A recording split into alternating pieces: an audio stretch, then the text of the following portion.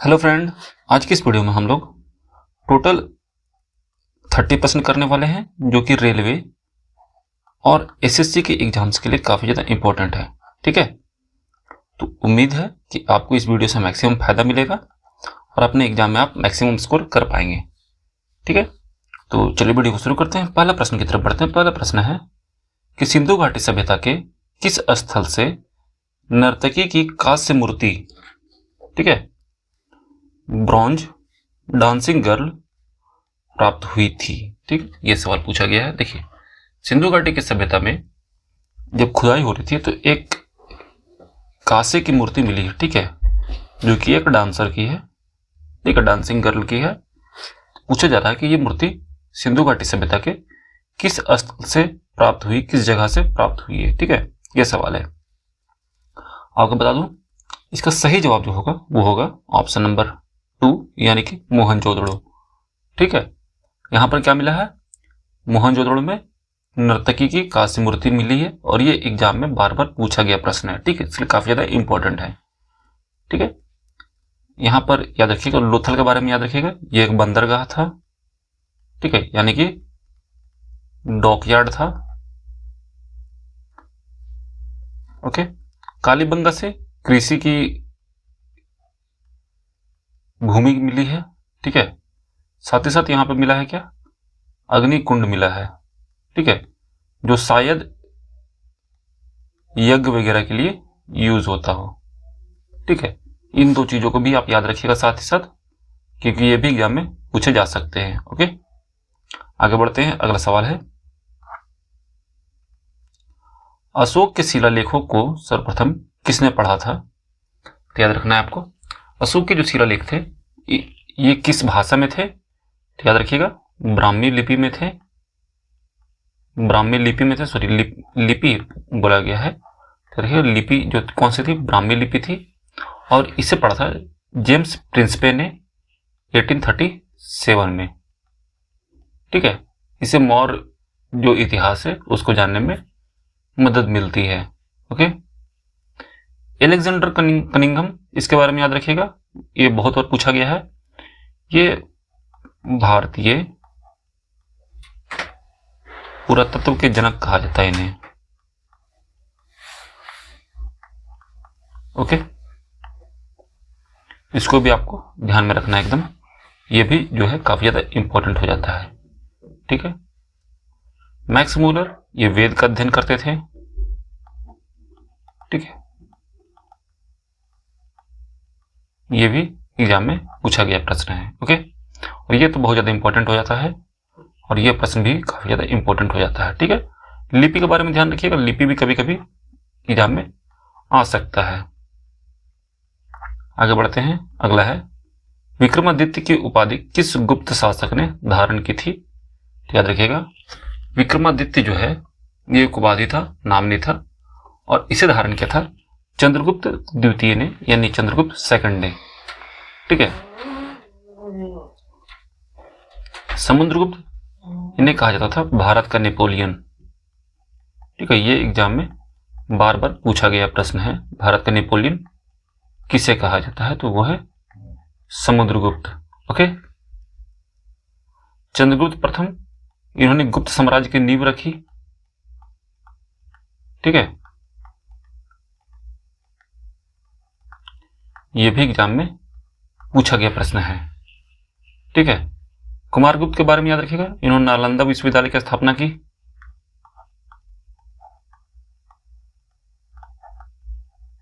ठीक है, आपको इन चीजों को ध्यान में रखना है। ठीक है, ये प्रश्न तो इंपॉर्टेंट है ही, साथ ही साथ ये तीन जो है हुए ये भी काफी ज्यादा इंपॉर्टेंट हो जाते हैं। ओके, आगे बढ़ते हैं। अगला सवाल देखिए। अगला सवाल है, अकबर ने इबादत खाना का निर्माण कहां करवाया था। याद रखना आपको, अकबर ने इबादत खाना का निर्माण करवाया था फतेहपुर सीकरी में। कब करवाया था,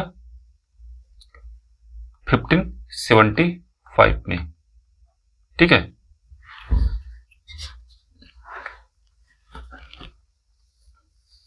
आगे बढ़ते हैं। अगला सवाल है, सती प्रथा का अंत किस गवर्नर के कार्यकाल में हुआ था। ठीक है। तो सती प्रथा का जब अंत हुआ था उस टाइम भारत के गवर्नर जनरल जो थे वो थे Lord William Bentinck. Option number 2 सही होगा। ठीक है। साथ ही साथ याद रखिएगा इसमें एक जो भारतीय शामिल थे वो थे राजा राम मोहन राय। इन्होंने काफी आवाज उठाई थी सती प्रथा के खिलाफ। ठीक है। लॉर्ड डलहौजी ये किसके लिए प्रसिद्ध थे? ये प्रसिद्ध थे डॉक्ट्रिन ऑफ लैप्स के लिए, हड़प की नीति के लिए। ठीक है। किस लिए फेमस थे? हड़प की नीति के लिए। ओके। लॉर्ड कैनिंग 1857 में भारत के गवर्नर जनरल थे। 1857 में। ठीक है। गवर्नर जनरल थे भारत के। ठीक है। करजन के बारे में याद रखिएगा, बंगाल विभाजन में शामिल थे।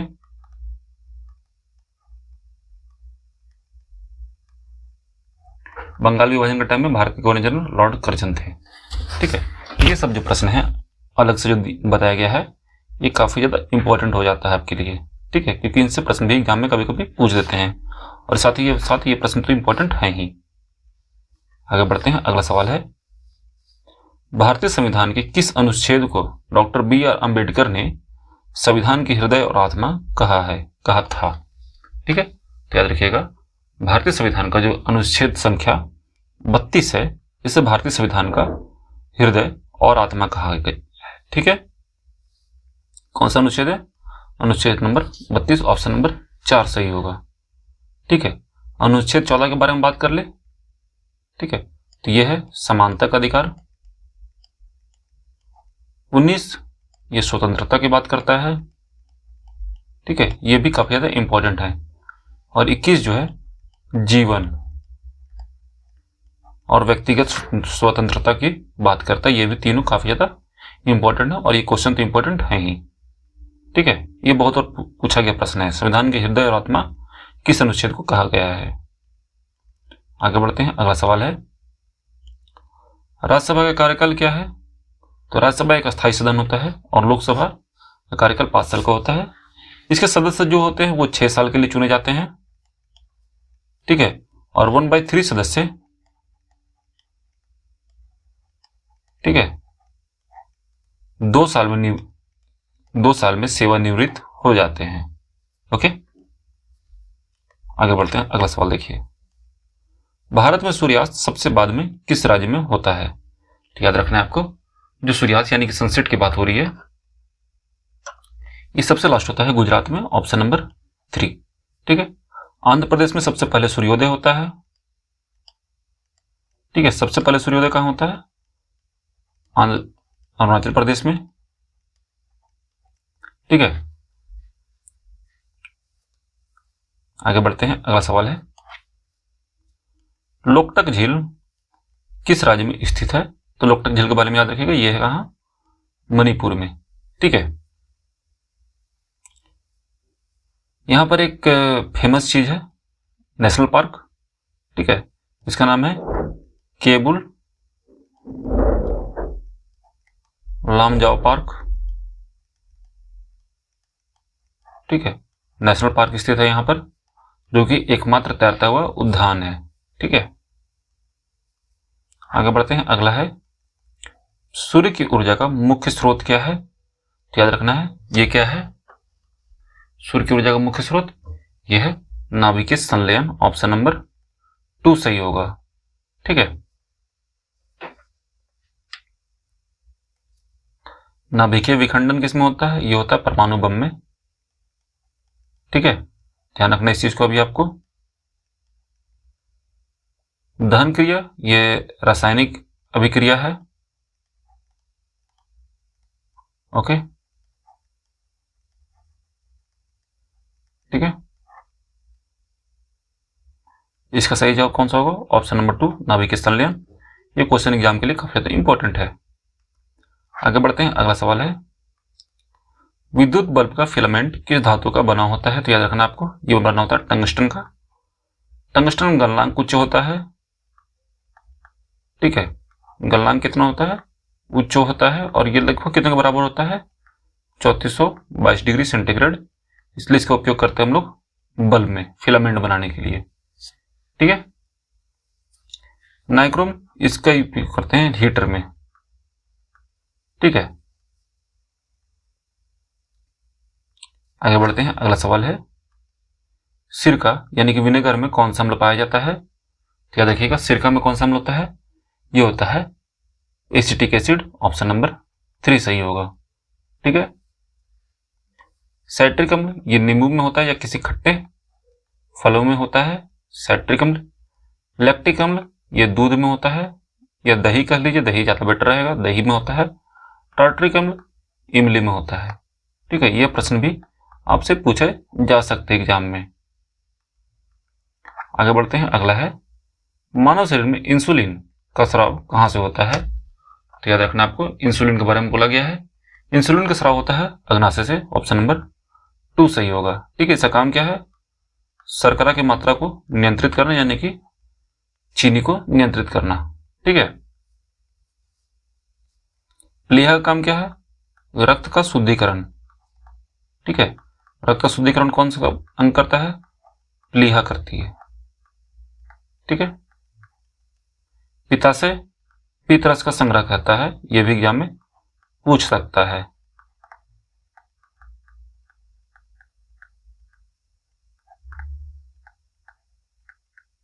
ओके, आगे बढ़ते हैं अगला सवाल की तरफ। अगला सवाल देखिए, मच्छरों को भगाने वाली दवाओं में सक्रिय रसायन कौन सा है? देखिए, मच्छर को जो भगाने वाली दवा होती है उसमें सक्रिय रसायन होता है एलिथ्रिन। ऑप्शन नंबर 1 सही होगा। ठीक है, जो कि एक रासायनिक सिंथेटिक केमिकल है। ठीक है, एट्रोपिन एक औषधि होता है। बेंजीन जो है एक टाइप का कार्बनिक यौगिक होता है। ओके, और आइसोप्रोपेन ये इसका उपयोग करते हैं ईंधन के तौर पे। ठीक है, ईंधन के तौर पे इसका उपयोग हम लोग करते हैं। ओके, आगे बढ़ते हैं। अगला सवाल देखिए, कंप्यूटर में कंट्रोल अल्ट प्लस डेल कुंजियों का उपयोग किस लिए किया जाता है? देखिए, control plus alt plus del दबाने से सिस्टम को रिबूट या टास्क मैनेजर में भेज सकते हैं। ऑप्शन नंबर 1 सही होगा। ठीक है, टास्क मैनेजर खोल सकते हैं, सिस्टम को रीस्टार्ट कर सकते हैं। ठीक है, इसका उपयोग कब करते हैं? जब सिस्टम हैंग हो जाता है तब इसका उपयोग हम लोग करते हैं। ठीक है, डिलीट करने के लिए हम लोग डिलीट की यूज कर लेंगे, और इसके लिए सेव करने के लिए सेव करने के लिए कंट्रोल प्लस एस दबा देंगे। ओके, और बंद करने के लिए तो शटडाउन बटन होता है या फिर कंट्रोल F4 से इसको ऑफ कर सकते हैं। आगे बढ़ते हैं। डेविस कप का संबंध किस खेल से है? तो डेविस कप के बारे में याद रखिएगा, ये संबंधित है बैडमिंटन से। ऑप्शन नंबर 1 सही होगा। ओके, आगे बढ़ते हैं अगले प्रश्न की तरफ। सॉरी फ्रेंड, डेविस कप जो है बैडमिंटन से नहीं, लॉन टेनिस संबंधित है। ठीक है, बैडमिंटन संबंधित है थॉमस कप। मिस्टेक हो गई है छोटी सी। थॉमस कप जो है ये संबंधित है बैडमिंटन से, डेविस कप संबंधित है लॉन टेनिस से। ठीक है, आगे बढ़ते हैं। अगला सवाल देखिए, योजना आयोग के प्रथम अध्यक्ष कौन थे?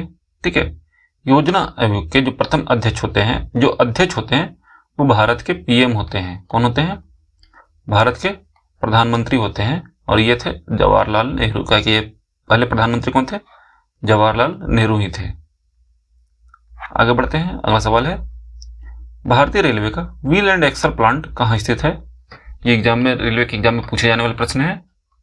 ठीक है, देखिए, भारतीय रेलवे के जो व्हील एंड एक्सल प्लांट है यह स्थित है येलाहंका बेंगलुरु में। ठीक है, यह ट्रेन का पहिया बनता है, एक्सल बनता है। चितरंजन जो है लोकोमोटिव के लिए प्रसिद्ध है। ठीक है, यह रेल का इंजन बनता है, लोकोमोटिव के लिए प्रसिद्ध है। ओके, कपूरथला कोच फैक्ट्री है यहाँ पे। ठीक है, और पेरम्बूर भी किस लिए फेमस है? कोच फैक्ट्री के लिए फेमस है।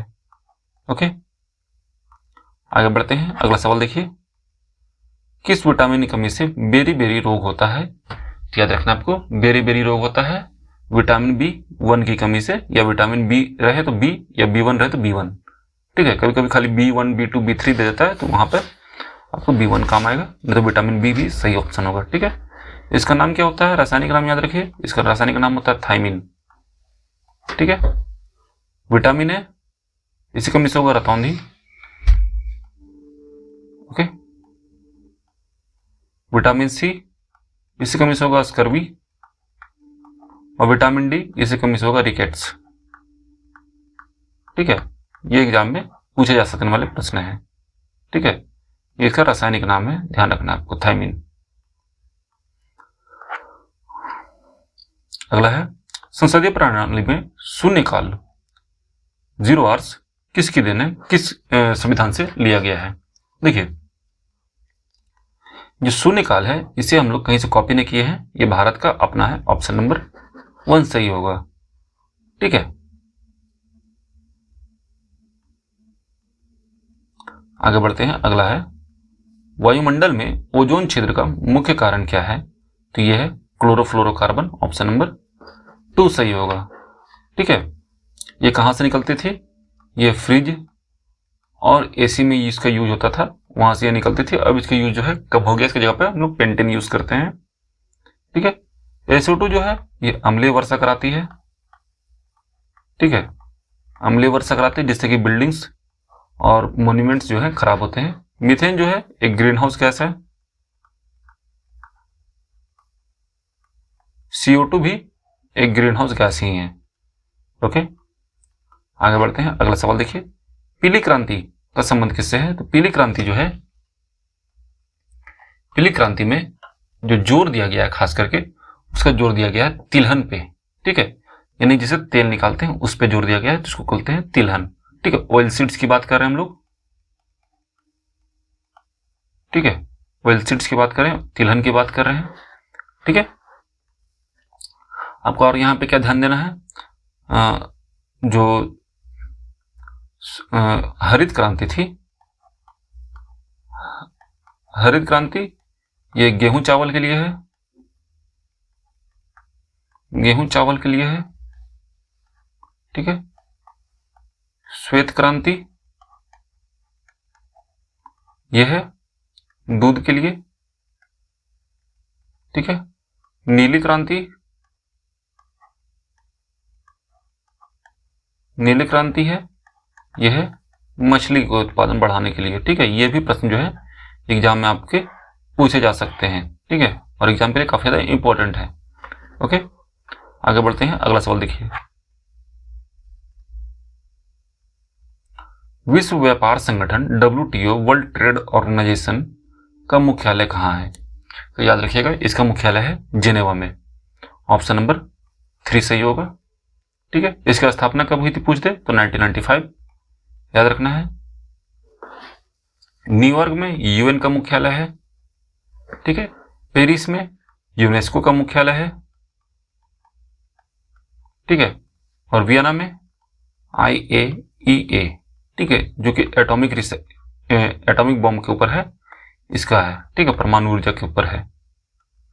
आगे बढ़ते हैं। अगला सवाल देखिए, सलाल जल विद्युत परियोजना किस नदी पर स्थित है, तो इसके बारे में याद रखिएगा। सलाल जल विद्युत परियोजना जो स्थित है यह है चेनाब नदी पे, ऑप्शन नंबर 2 सही होगा। ठीक है, और ये किस स्टेट में है, तो जम्मू एंड कश्मीर में है। ठीक है, और ये है हाइड्रो इलेक्ट्रिसिटी प्लांट। ठीक है, हाइड्रो इलेक्ट्रिसिटी प्लांट है ये। ठीक है, झेलम पर है किशनगंगा प्रोजेक्ट, जो कि बहुत फेमस है। किशनगंगा प्रोजेक्ट जो है किस पे है, झेलम पे है। ठीक है, और रावी सतलज में भी कुछ कुछ परियोजनाएं हैं। ठीक है, जो कि आगे क्वेश्चन में मिलेगा तो मैं डिस्कस करता हुआ चलूंगा। आगे बढ़ते हैं। अगला है, भूकंप की तीव्रता मापने वाले यंत्र को क्या कहते हैं, तो याद रखिएगा इसका नाम होता है सिस्मोग्राफ, ऑप्शन नंबर 2 सही होगा। जो क्या करता है, भूकंप की तरंगों को रिकॉर्ड करता है। ठीक है, तीव्रता पूछ दे किस पर मापते हैं, तो तीव्रता नापते हैं जिस स्केल पर, उसको कहते हैं हम लोग रिक्टर स्केल। ओके। बैरोग्राफ वायु दाब मापेगा। ओके। हाइड्रोग्राफ जल का स्तर नापेगा। और पेंटोग्राफ की कॉपी मशीन है, ठीक है, कॉपी मशीन है ये इंपॉर्टेंट है, ये इंपॉर्टेंट है और ये बहुत ज्यादा इंपॉर्टेंट है, ये भी काफी ज्यादा इंपॉर्टेंट है। ओके, आगे बढ़ते हैं। अगला है कंप्यूटर का मुख्य पटल किसे कहा जाता है? तो कंप्यूटर का मुख्य पटल कहा जाता है मदरबोर्ड को, ठीक है, क्योंकि मदरबोर्ड जो है कंप्यूटर का मेन सर्किट होता है, ठीक है, जैसे सीपीयू, रैम वगैरह जुड़े होते हैं। कीबोर्ड जो है एक इनपुट डिवाइस है,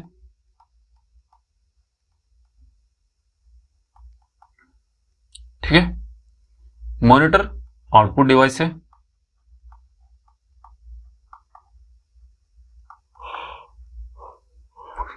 माउस जो है ये पॉइंटिंग डिवाइस है।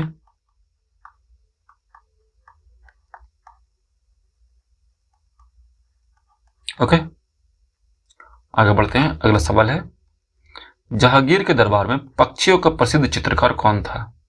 तो ये थे उस्ताद मंसूर। ऑप्शन नंबर 2 सही होगा, ठीक है। उस्ताद मंसूर जो थे पक्षियों के प्रसिद्ध कवि थे, जो कि जहांगीर के दरबार में थे, ठीक है। जहांगीर ने इन्हें एक उपाधि दी थी जो कि एग्जाम में बार बार पूछा गया है। उस उपाधि का नाम था नादिर उल असर, ठीक है। ये उपाधि से जहांगीर ने उस्ताद मंसूर को नवाजा था या दिया था, ठीक है। ये याद रखिएगा। यहां पर बसावन दसवंत ये 2 अकबर के दरबार के चित्रकार थे, ठीक है, अकबर के दरबार के थे। आगे बढ़ते हैं। किडनी यानी कि वृक्क की कार्यात्मक इकाई क्या है? तो ये है नेफ्रॉन, ठीक है। ये करता क्या है वृक्क? ये रक्त को फिल्टर करता है, साफ करता है। ओके,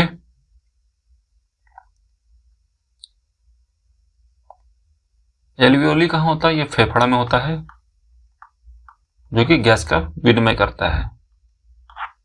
आगे बढ़ते हैं। भारत में रेलवे का सबसे बड़ा जोन कौन सा है? तो यह है उत्तर railway, north railway, northern railway बोलिए। इसका हेडक्वार्टर कहां है? यह है न्यू दिल्ली में, ठीक है। आगे बढ़ते हैं। अगला सवाल है कि हवा महल का निर्माण किसने करवाया था? तो याद रखिएगा हवा महल का निर्माण करवाया गया था सवाई प्रताप सिंह के द्वारा। ऑप्शन नंबर 2 सही होगा। कब करवाया गया था? 1799 में, ठीक है। इसके डिजाइन जो बनाए थे वो थे लालचंद उस्ता, ठीक है। कौन थे? लालचंद उस्ता।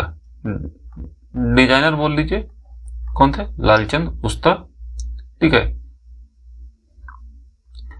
सवाई जयसिंह के बारे में याद रखिएगा, इन्होंने जयपुर शहर बसाया था, जयपुर शहर को बसाया था सवाई जयसिंह, ठीक है। तो ये टोटल 30 प्रश्न थे जिनको आज हम लोगों ने किया है। ये 30 प्रश्न में से आपके कितने प्रश्न सही होते हैं कमेंट सेक्शन में जरूर बताइएगा। मिलते हैं नेक्स्ट वीडियो में। अगर आपको वीडियो अच्छा लगा तो प्लीज वीडियो को लाइक करिएगा, चैनल को सब्सक्राइब करते हुए चलिएगा इसी टाइप के और भी इंफॉर्मेटिव वीडियोस के लिए। तो मिलते हैं नेक्स्ट वीडियो में, तो जय हिंद, अपना ख्याल रखिएगा and finally thanks for watching.